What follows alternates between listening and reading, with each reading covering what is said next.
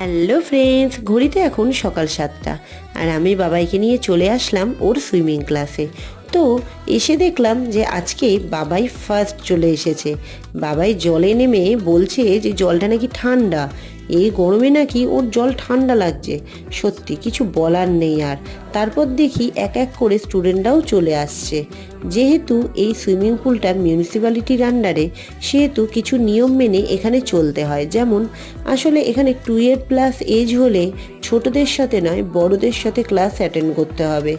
আর তাই বাবাই এই বছর থেকে বড়দের সাথেই ক্লাস করছে।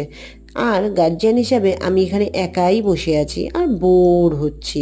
40 মিনিট করে এক একটা সুইমিং ক্লাসের ব্যাচ চলে, আর বাবাইয়ের ব্যাচ অলরেডি 40 মিনিট কমপ্লিট হতে চললো। তো এবার আমরা বাড়ির দিকে যাচ্ছি, ক্লাস যেহেতু শেষ হয়ে গেছে।